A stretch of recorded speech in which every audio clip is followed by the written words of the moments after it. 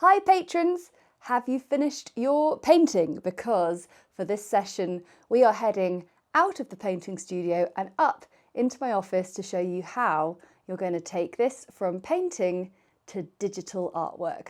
Come on, let's go!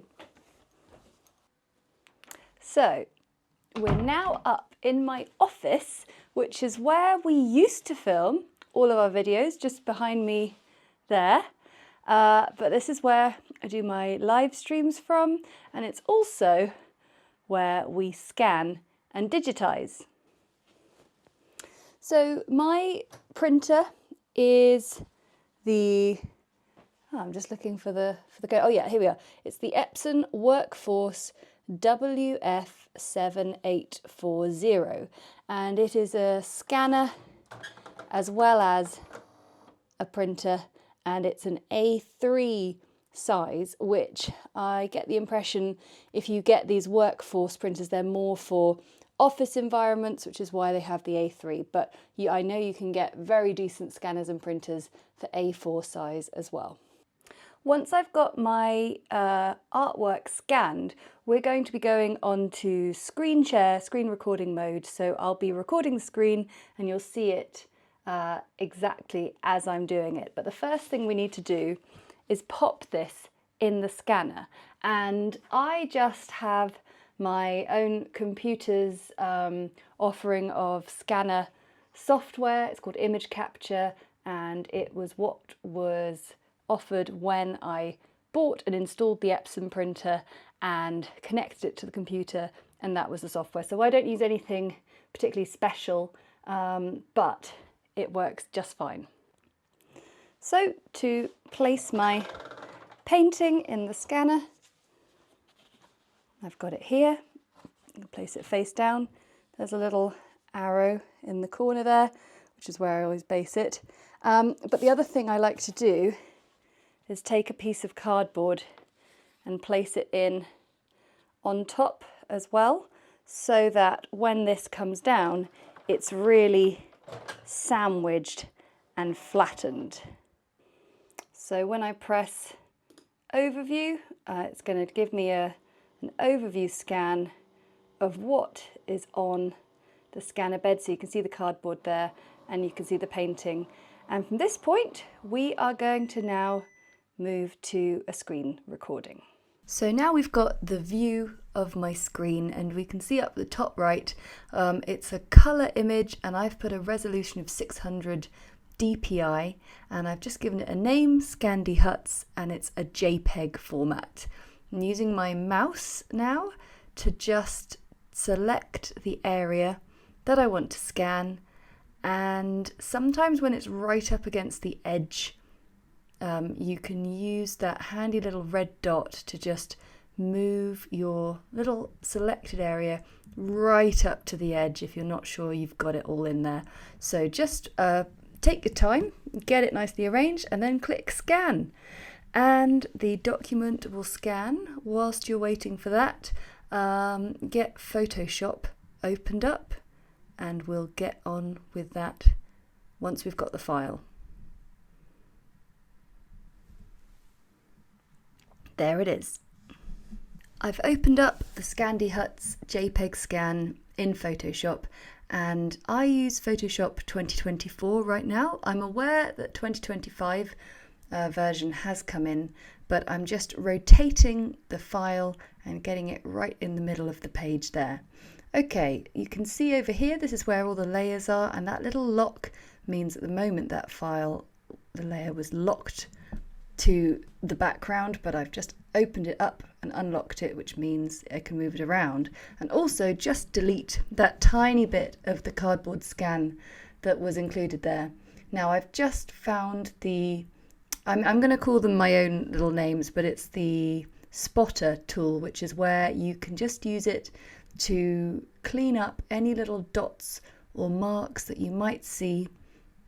Sometimes there's little bits of hair and dust on the scanner, but essentially I've just got it cleaned up just a little bit, and now I'm going over to the eraser tool. If I right click on the eraser tool, I can get the magic eraser, which is the key to digitizing your work successfully. Up the top there, that little tick box next to contiguous is going to be another important thing.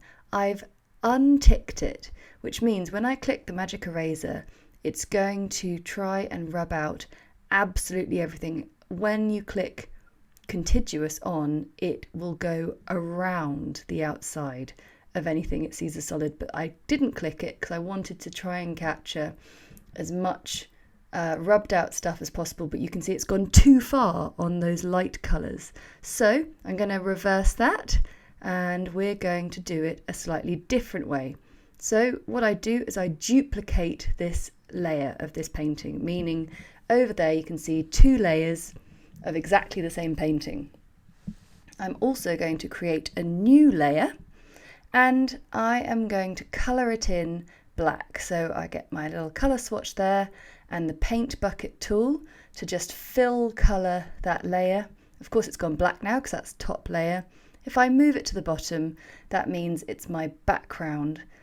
I'm going to go to the lower layer of the painting and I'm going to get the magic eraser tool and, like I did before, click the non-contiguous version, which is going to rub out absolutely everything.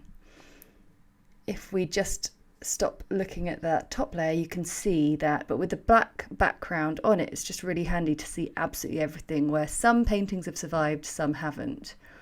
But now here's the trick. I'm going to get the regular eraser, so just like how you would with a pencil, a little pointed eraser that you can go and rub out a specific thing. If I zoom in, and we're going to look at that area that was one of the bits that got rubbed out. Make sure you're on the top layer and now carefully use your rubber, your eraser, to go around the outside edge of the painted item. And what's happening here is, and I don't quite know why this is, but I've always found that the edge of a piece is always just that little bit stronger in colour and holds its shape, whereas the paler paint on the inside of it, let me see, I'm trying to rub that out, it's not going, but oh, I try to rub that out there and you see it is coming away. So what I do with this top layer is I just rub out around the outside, and on the layer underneath we did that non-contiguous magic eraser which rubbed out absolutely everything it could, and only the stronger bits of paint survived. So with the combination of those 2 layers we get a fairly perfect rubbing out experience.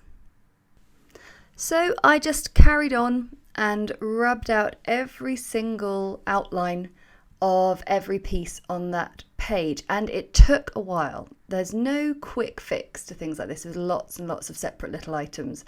So if I zoom back out, you can see that everything looks like it's got a black outline around it, but really that's the rubbed out page with the black background on the bottom layer. So now I've done the whole job.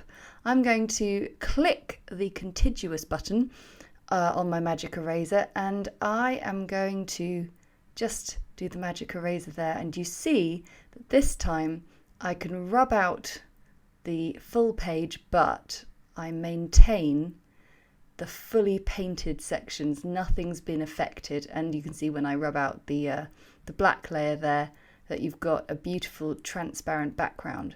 But that is not everything done. I'm just getting my eraser tool just that little bit smaller, because we still need to go in and do some detail. You can see there are lots of tiny bits of dust and fluff or things on the page. I promise my scanner isn't that dirty. It's normally shadowy bits on the texture of the paper that show up.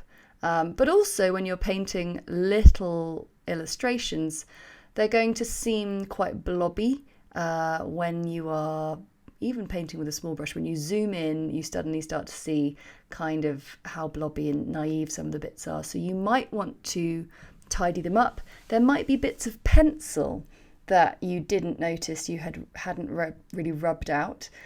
So this is your opportunity to do that. And then you can see there are tiny little bits that have that need maybe filling in. So I'm just going to take the spotter tool, go over the top, and it just matches up the colour and makes it just that little bit neater.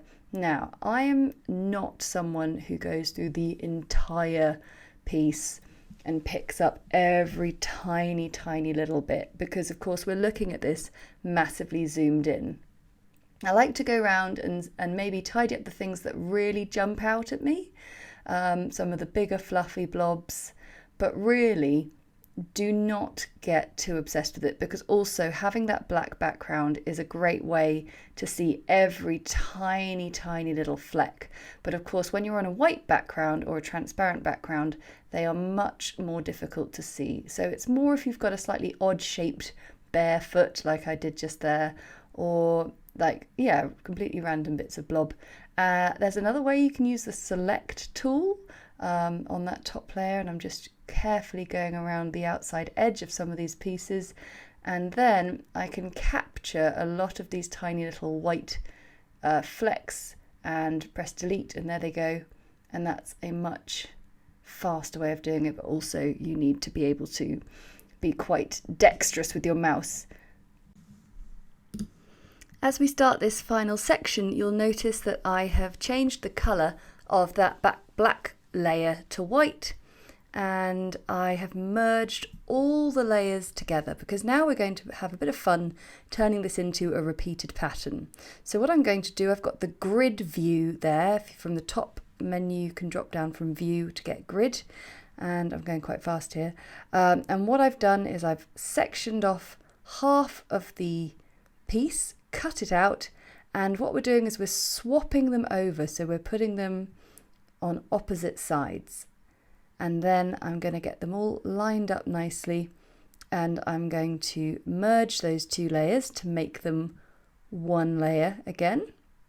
And then I'm going to come from the top down to halfway. That's why the grid's really useful for this. And I'm going to cut that section. I'm going to move it underneath and move the other side up and just line it up very carefully. The grids and the rulers are just really helpful for this. So lining it all up. Now, if I was doing this pattern for a job, I would probably trim a bit of the top and bottom off, so some of those animals, it feels like we've got a bit of a gap between some of those animals in the pattern, but not to worry. So now I've got my repeat pattern. If I merge those two together.